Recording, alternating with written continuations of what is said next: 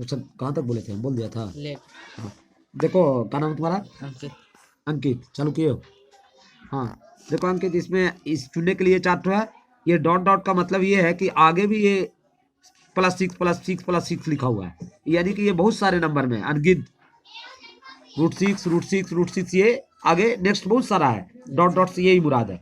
तो अब देखो, लेट माना x = इतना, यस ये मानने के बाद हम क्या करेंगे, अब दोनों तरफ स्क्वायर करने पर, यानी कि नाउ, इंग्लिश हिंदी नहीं लिख रहे हैं, इंग्लिश लिख दे रहे हैं। Now both side put square, तो दोनों साइड स्क्वायर कर रहे हैं, x पर स्क्वायर किया। आप जानते ही हैं कि अगर दोनों तरफ एक ही चीज़ चढ़ाई जाए, एक ही चीज़ से गुना कर दिया जाए या स्क्वायर कर दिया जाए, तो कोई चीज़ फर्क नहीं पड़ेगा उस पर। जैसे आप 5 किलो इधर चढ़ा दें तराजू के इस तरफ, आप 5 किलो उस तरफ चढ़ा दें, तो वो इक्वल ही रहेगा, बैलेंस रहेगा। Yes sir. सरबजीत आप भी यहाँ देखिए, देखिए यहाँ, look here, concentrate your job. +√6। इसको अब इसके ऊपर दोनों साइड में हमको स्क्वायर करना था, तो इसके ऊपर भी स्क्वायर कर दिए, यहाँ भी स्क्वायर डाल दिए, यहाँ भी स्क्वायर डाल दिए। अब इससे फायदा आपको क्या हुआ सर, ये पूछोगे। देखो नेक्स्ट टाइम में फायदा क्या हुआ, x² को वैसे रहने दो। आप जानते हो कि स्क्वायर और रूट एक साथ आता तो कट जाता, तो ये तो अब क्या हो गया, यहाँ पर 6 बाहर हो गया, ये तो यस सर। ये वाले पर स्क्वायर और रूट मिलके खत्म हो गया, है ना। और ऐसा क्यों कहते हैं ये भी आपको मालूम है। जैसे अगर आपको कहें कि 5 पर स्क्वायर है और 5 पर रूट है, तो आप अगर इसका स्क्वायर करोगे भी तो क्या होगा, 25 होगा पहले। Yes sir. और फिर रूट निकालोगे 25 का, तो फिर क्या आएगा, 5 आएगा। तो इसीलिए जल्दी में हम लोग बोलते हैं स्क्वायर रूट कट गया। तो इसी तरह से स्क्वायर रूट कट गया। अगर आप 6 का स्क्वायर करोगे तो 36 होगा, और 36 का फिर रूट निकालोगे तो 6 आएगा। चलिए आगे बढ़ते हैं। प्लस √6 प्लस √6 रह गया। यहाँ तक तो आपको समझ में आ रहा है। पेन अच्छी नहीं चल रही है, थोड़ा सा कैमरा थोड़ा सा ऊपर। हाँ, √6 प्लस √6, और इसके बाद थर्ड टाइम भी है, फोर्थ टाइम भी है, क्योंकि आप देख रहे हैं डॉटेड है, नेक्स्ट टाइम में डॉटेड है ना, तो इन्हें आगे भी +6 है। अब कहिएगा यहाँ 2 ही तो है, यहाँ कम गया। देखिए घबराइए मत, आगे देखिए क्या है कि अब एबव में आप देखिए जहां माना है,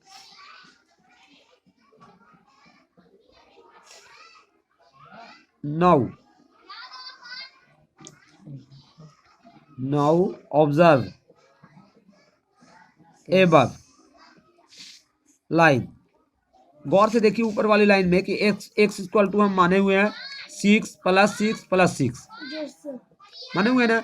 तो ये यानी कि यहाँ पर क्या 6 + 6 + 6 आगे है, क्योंकि यहाँ पर डॉट डॉट है, तो आगे 6 है हमारा।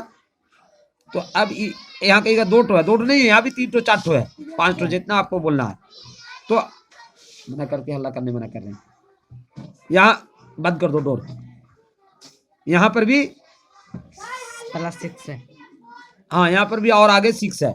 तो आप क्या हो गया, आप देखिए x² = 6 प्लस, और ये 6 + 6 + 6 इक्वल टू क्या हम माने हुए हैं, x माने हुए हैं। आप देख रहे हैं यहाँ पर माने हुए हैं, जो आपको फिंगर में दिखाते हैं, देखिए है ना, माने हुए हैं ना।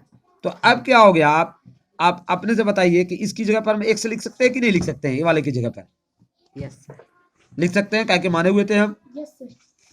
अब इससे हमको फायदा क्या हुआ, बोलिएगा सर फायदा क्या हुआ। देखिए फायदा क्या हो गया, x² और ये वाले s को इस साइड लिया है तो क्या हो जाएगा -1, और 6 को भी इस साइड लिया है तो -6 हो जाएगा, इक्वल टू कुछ नहीं बचा तो 0 लिख दिया।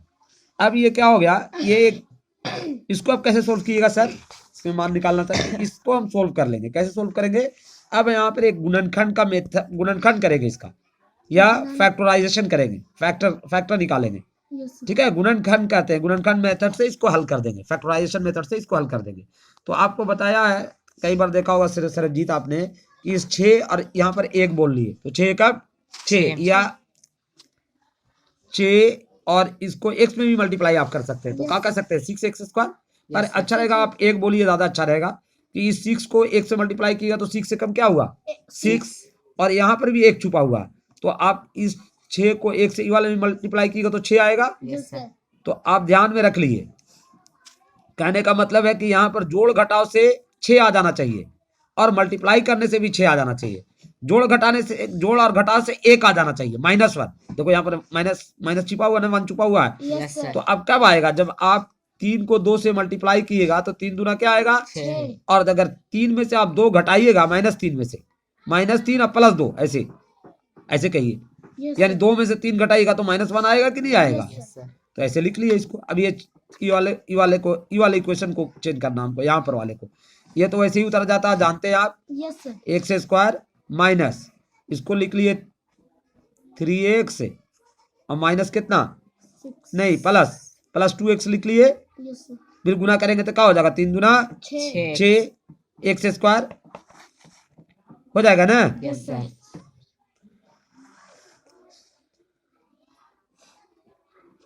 6x स्क्वायर हो जाएगा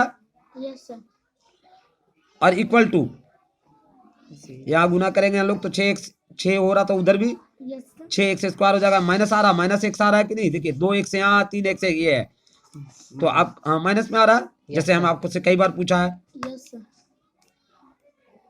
3 में से 2 जाता तो 1 आता, लेकिन 2 में से 3 जाएगा तो -1 आएगा, वही है यहाँ पर।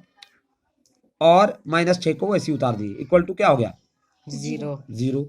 अब आप देखिए कि इसमें से x square minus 3x plus 2x minus 6 है, इसमें से कॉमन ले लिया आप, तो इन दोनों में से क्या कॉमन हो रहा है, x नहीं, यहाँ x कॉमन हो रहा है, x कॉमन ले लिए तो यहाँ क्या बचा, माइनस, यहाँ क्या बचा, 3 बचा, प्लस का निशान दिए। इसमें से 2 कॉमन हो रहा है, कह कि 2 यहाँ भी है, 6 भी है, तो 2 कॉमन ले लिए।